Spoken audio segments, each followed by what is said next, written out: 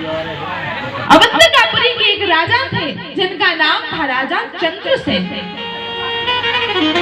राजा चंद्रसेन के पास में चिंतामणि थी, जिसे प्राप्त करने के लिए एक बार कई शत्रुओं ने आक्रमण कर दिया। राजा ने देखा कि कई शत्रुओं का आक्रमण हो चुका है, मेरे नगर घिरा जा चुका है, तो राजा चंद्रसेन मंदिर में जाकर भगवान महाकाल की पूजा करने। तभी वहां पर एक गोप बालक श्रीकर अपनी माता के साथ में आया और बस खड़े होकर के भगवान की पूजा को देखने लगे।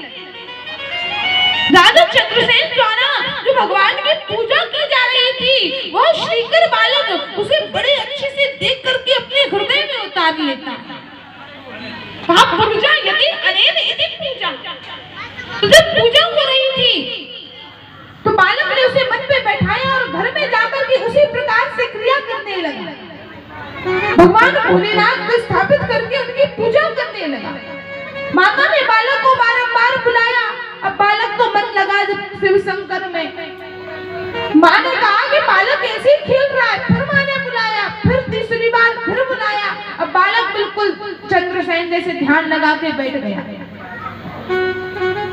तो माता को क्रोध आया। माता आई और श्रीकर के सामने जो पूजा की सामग्री आदि थोड़ी बहुत जो बनी हुई थी, जो भगवान शिव जी स्थित थे, माँ ने उठा के सब कुछ फेंक दिया।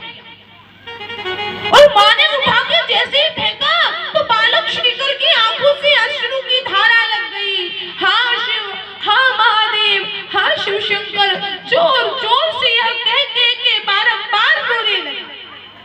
और कहते हैं कि जो शिव शिवेति भव भवेति, जो भगवान शिव के नाम का उच्चारण करता है, तो तस्य संरक्षणार्थायो पृष्ठतः प्रथमेशे शूलमादाय वेगेन स्वयं धावति शूलभृत।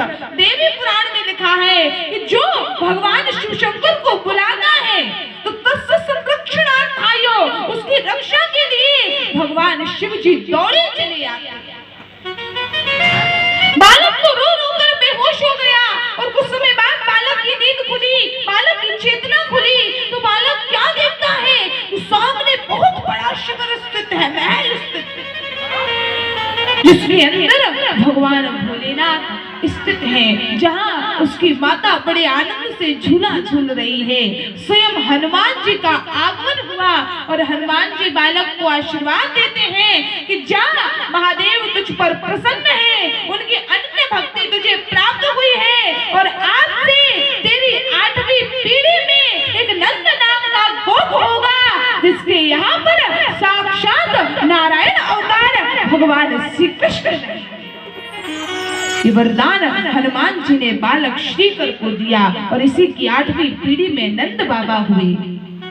माँ यशोदा का विवाह जिनके संग में महाकाल के नाम जो भी मनुष्य लेता है, उसके समस्त काम बन जाते हैं एवं उसे फिर किसी से भय नहीं रहता।